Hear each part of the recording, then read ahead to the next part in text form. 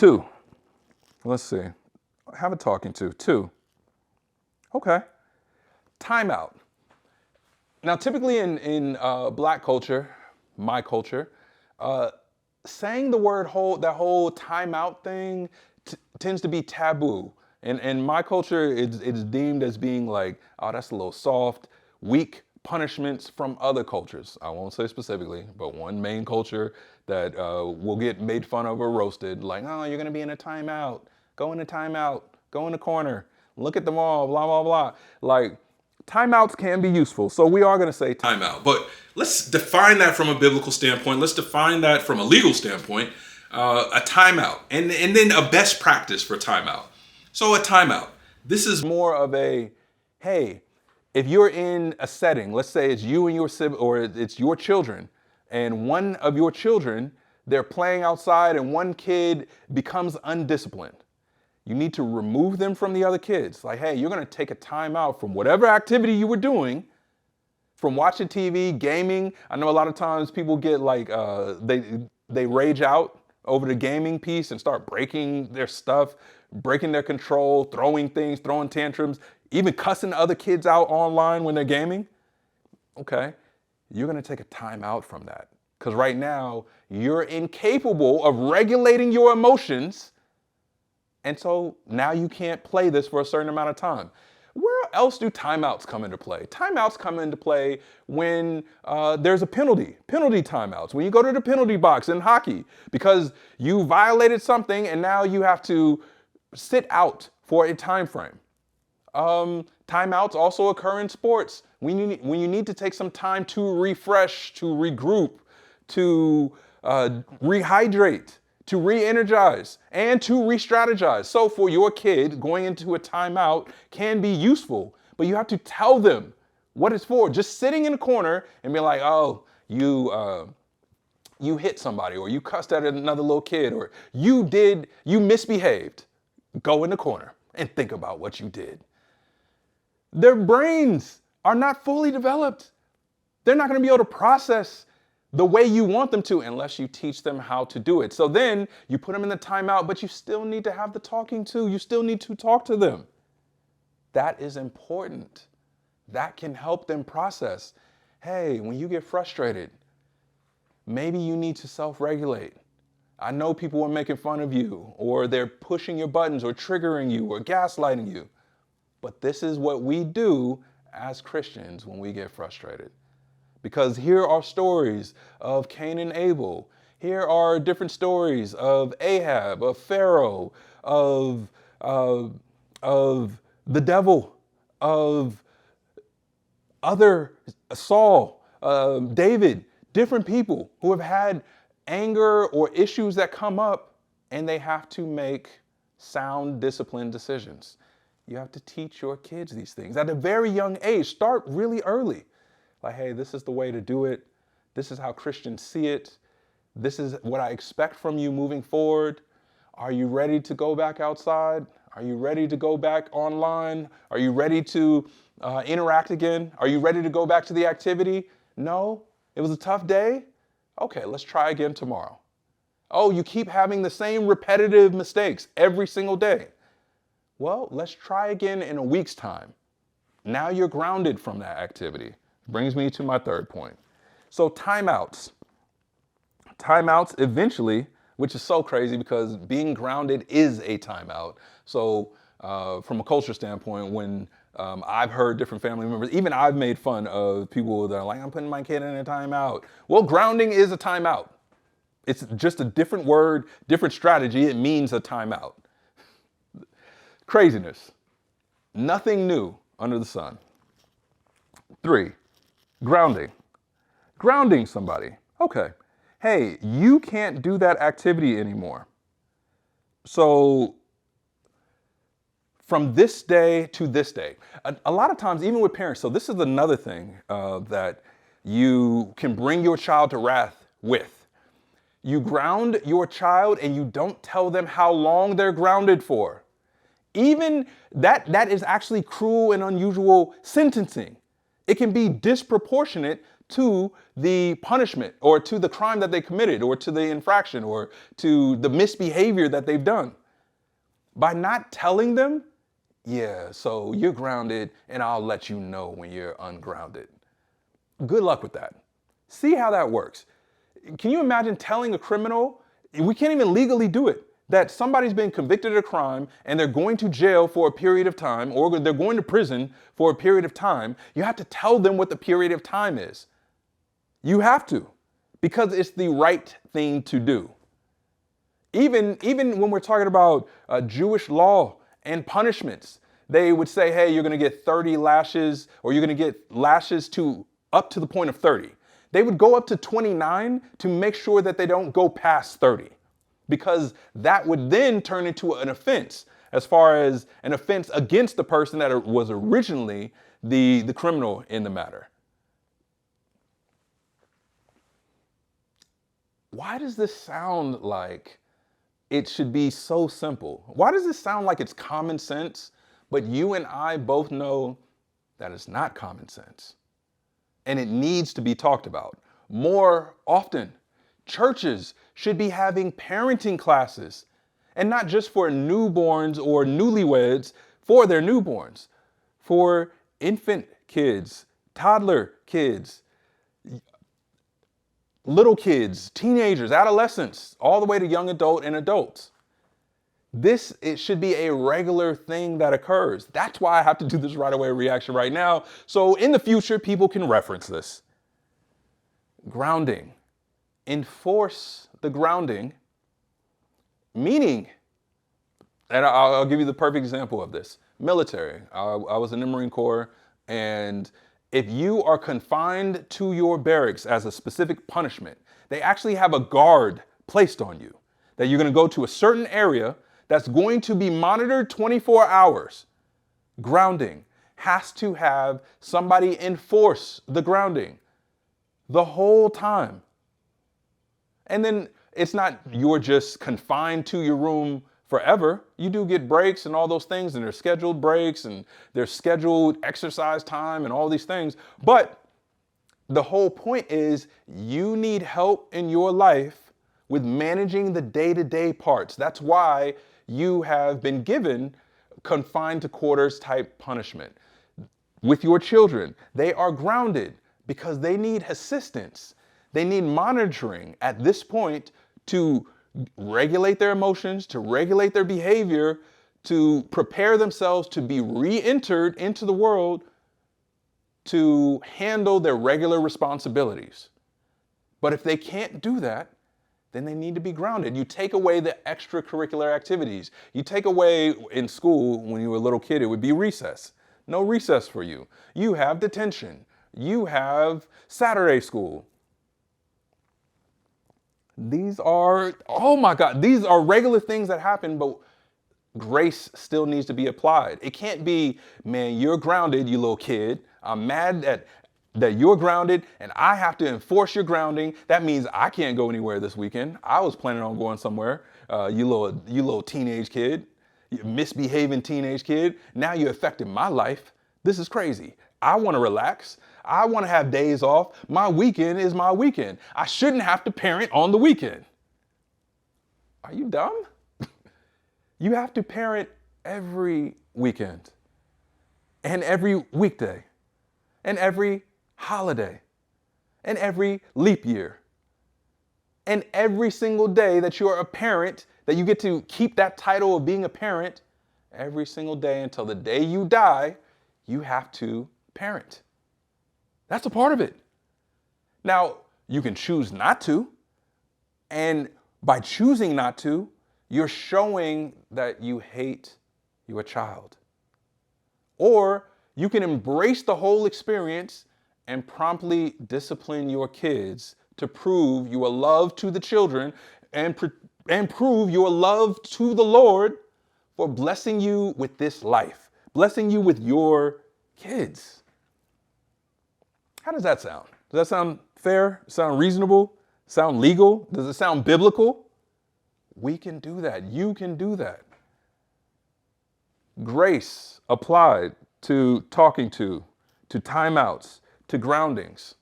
Okay, what else can you do? Because that's really the point where parents, that's almost the best they have. Okay, we'll go to this next one. 4, corporal punishment, spanking, whooping a child legally in a non-cruel and unusual way, right? California law is you can take a hand to the bottom and and spank your kid, but it can't leave bruising. So you have to be a master of balance when it comes to whooping your children. But that's the extent of it. No bruising, to the bottom. It can't be face, throat, neck, armpit. Like, why are you trying to whoop somebody in their armpit? You shouldn't. That would be erratic, and you're just doing random, chaotic, overreaction type behavior.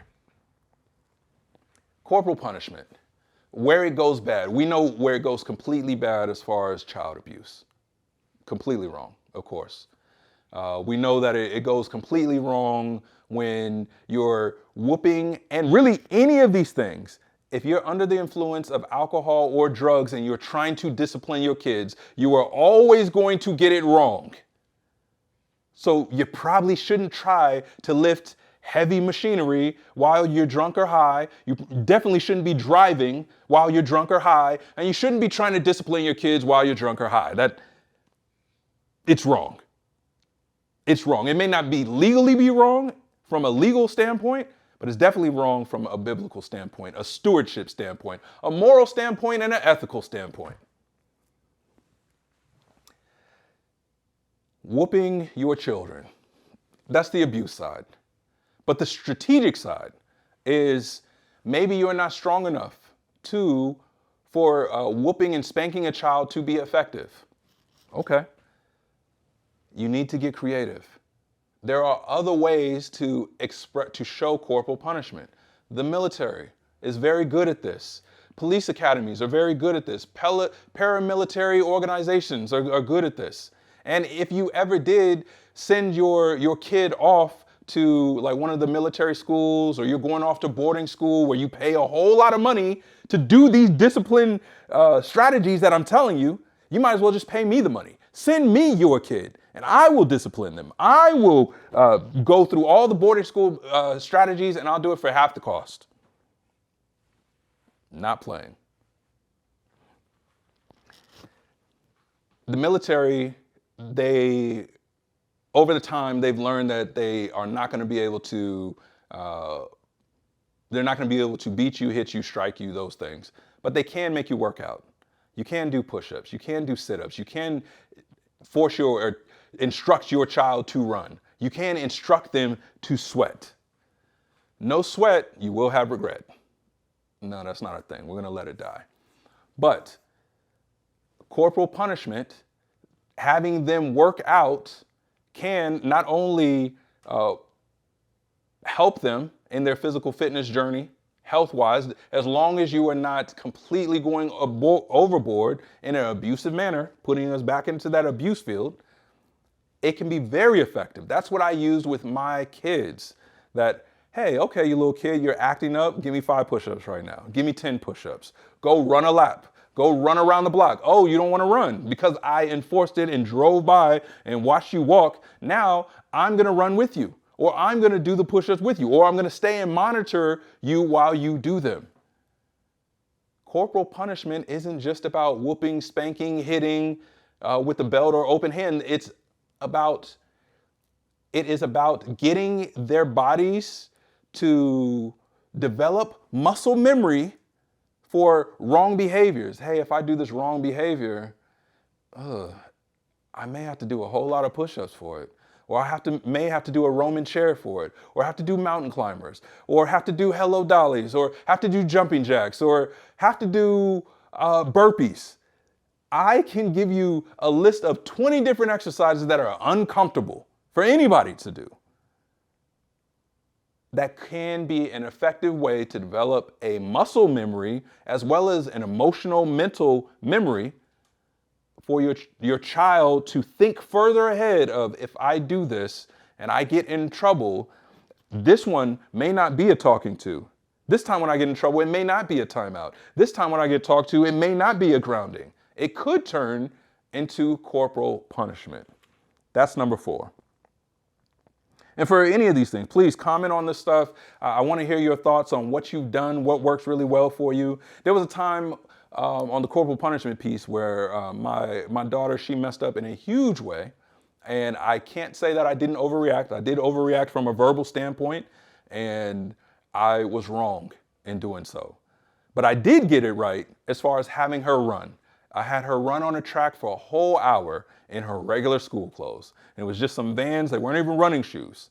But I watched her for the whole hour run off her misbehavior, her actions, her not thinking far ahead enough or thinking far enough in the future to have to see the punishment that could happen and allow that to dissuade her from making the choice that she did. It helped. It helped in the sense of I still had to be a parent. I still had to have a hard conversation. I still had to have a difficult moment with my child. But I also needed to correct her behavior in the moment. It's still going to be about love. It's still going to be about grace. And please stay all the way till the end of this video, because the scripture, as far as verse 22, it will tie in everything to where it all makes sense. Because there's something about why you do the punishing things to your children, why you hold them accountable, why you don't spare the rod, that's for the Lord and is for your family's future. Number five, what can we do after number 5? So the talking to is not working, timeout's not working, grounding's not working, corporal punishment is not working for your child. Okay, well, let's start from an appearance. We attack the child's appearance. What is their style? What type of clothes do they wear? What type of haircuts do they get? What type of makeup do they wear? What type of toothpaste do they get? What type of extra skincare are the teenagers doing? What are all the things money-wise, maintenance-wise, on their appearance and their style? Because kids develop styles at a certain point. Let's talk about the appearance. Appearance. That's number 5. You can enforce a punishment regarding their appearance and their style. So many times I have gone to these houses and the parents are arguing with their kids and they're saying, they don't respect me, I don't know what to do, it's so crazy, why would they act like this? And I talk to the kid, and the kid has on Louis or Gucci or Balenciaga on one hand. On the other hand, they'll have on Nike Tech stuff, they'll have on Jordans. They'll actually have like great cologne or perfumes and their hair, it'll be freshly cut. So wait a minute, your kid just cussed you out, disrespected you, stole money from you, misbehaved, got an F in school, they ignored what you said, gave you attitude, did all these things. And then you took them to get their hair done? You took your daughter to the hair salon? You took your daughter to a mani-pedi? Like, oh, well, they already had that arranged. You got your son a new haircut of one of the freshest styles where haircuts cost like $50 or $60 right now? You did all of that? Wow. Oh, you sure do love your kids. Oh, of course you do. You love them because you don't want them to go outside looking crazy. You want them to still keep their confidence. They're going to get made fun of unless they get these things. So you love them because you provide. Look at how I provide for them. Or you hate them because you are not enforcing a punishment on them promptly. Because you're sparing the rod. Part of not regulating what they wear or limiting or taking away from their luxurious style, that is sparing the rod. In modern day terms, you are sparing punishment. Why are you sparing them of humiliation, of shame? They should be ashamed of disobeying you. They should be ashamed of being undisciplined. They should be ashamed of being unruly, of misbehaving, of causing havoc. They should be ashamed of causing chaos everywhere they go, being disrespectful to their teachers. It is not the teacher's job to discipline your kids. And then when they do try to discipline your kids, you come in overbearing because the kid called you on their cell phone that they weren't even supposed to use during class time. They call you, you rush to the school, demand to get the cell phone back, and cuss out kids or cuss out the parents or cuss out the teachers in front of the other kids. And you're trying to discipline teachers, but you're not disciplining your child? Oh yeah, you love your kid. It's great for them to see you defend their terrible behavior, their foolish behavior, their wicked behavior. Keep defending their wicked behavior and watch how their life turns out. Watch how your life turns out. Watch how your kids' lives turn out. Because when you have an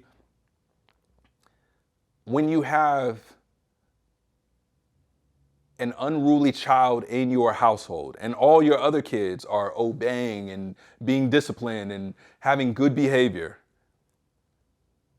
they look at you as a parent differently, whether you're a mother or father. They look at you as being weak. They look at you as being cowardly. They look at you as being foolish or easily manipulated. And long term, they try to hold you accountable. Those kids, the good kids, will hold you accountable like you always do this with them. And then what's going to be your excuse? I did my best. I tried. I did the best with what I knew to do. My parents weren't there. They didn't teach me this. No one taught me this. You have the Bible. You have the Bible. You have the Bible. The Bible will teach you these things. The Holy Spirit will teach you these things. And they're written out. Proverbs 13 is written out for you. And you can get Bibles for free. You can even, to a certain extent, find lessons about the Bible for free. This is for free. But you did your best? No, you didn't. No, you didn't. And your kids know that. The good kids in the household with the bad kid. The good kids know that their parents didn't do their best. That their parents fumbled. They failed. They lost. And because of that, the good kids have to suffer. While the main kid that's acting out and misbehaving and being undisciplined has not suffered enough. So you have kids that don't deserve to suffer, that have to suffer. The kid that does deserve to suffer, to learn obedience, even Christ suffered. Stop trying to protect your children from suffering. They need to suffer in order to learn obedience and grow. Now, you shouldn't be forcing them to suffer in the sense of you're bringing them to wrath and you're constantly trying to make them suffer. Like, hey, I'm going to make you better, as if you are some household from the 50s where the father is so sexist that he believes he has to beat up his kid and he has to show a certain bravado, a certain amount of pride, and to be a real American dad. That this is how you do it. A dad needs to slap his kid around. He needs to command his wife and his daughter, and everybody needs to be scared. We're not talking about operating in fear. We're talking about operating in love, but firm love. A not sparing the rod type love. The same love that God delivers to us. And I said all of this in the last sermon that I did just yesterday. Watch the sermon. 5, their appearance. Take away their haircuts. Take away their makeup. And we didn't even get to the cell phone yet. So they still have their cell phone. Take away their style and tell them that if you continue this, I'm taking away your cell phone. Going to the cell phone is like trying to, in a boxing match, trying to do your most powerful move first to go for the whole knockout piece. But when you're with an experienced fighter, doing power moves right away and getting fatigued early will lead to you losing a fight. Do not do your best move right away on the kid. Don't just jump to I'm taking your phone away, I'm taking all this, I'm tired of this. Like, go through the progressions. Go from the less harsh to the maximum non-abusive punishment. Less harsh to the harsh. Cell phones is not at this point. But right now, take their style away. Dress them in regular private school uniforms. Take away all their clothes. Take away even socks that are like just decorated socks. Give them gray socks. Nobody wears gray socks or likes gray socks. Give them old school gray socks with the little blue stripes or the red stripes or whatever. Give them that. I've done that with my kids. I put them in private school clothes and I gave them a rolly backpack. They hated it, but their behavior changed. And I even knew that they were trying to sneak regular clothes to school because they were so embarrassed. And you're not trying to embarrass your kid, you're trying to get them to change their behavior. And when they do get embarrassed, it's not you embarrassing them. It's them embarrassing themselves because they put themselves in that situation. They are activating punishment on their own. If there was a button of, hey, I feel like doing something crazy today, and I know I'm going to get punished for it, let me activate my punishment. I'll come back, I'll have all this punishment ready for me, and then I'm going to go do what I want, but I'm going to go ahead and activate the punishment. I will suffer later. I, too, was a kid and a teenager that thought, I'm just going to get a whooping.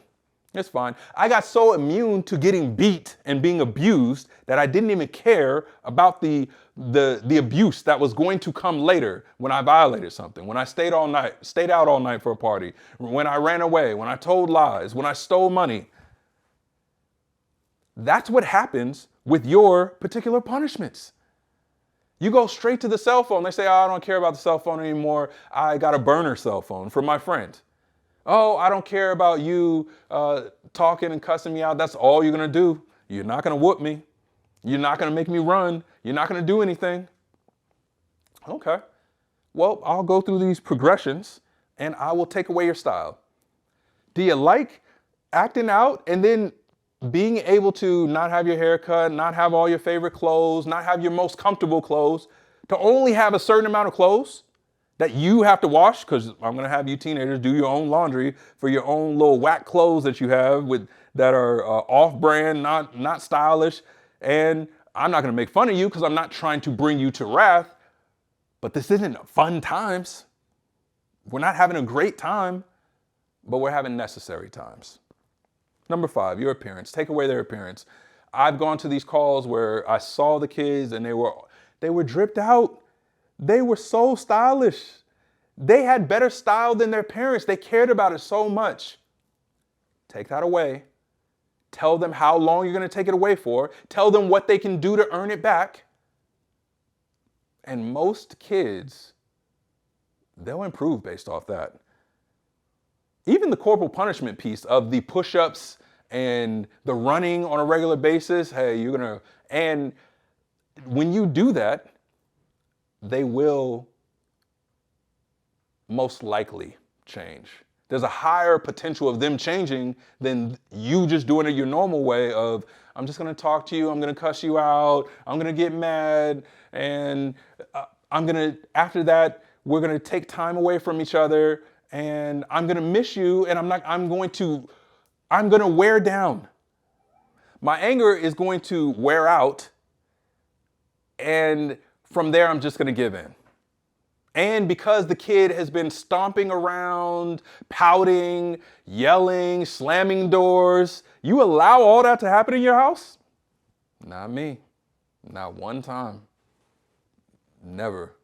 A kid has never slammed a door in my house. Ever. But you allow all that to happen, and then you just give in.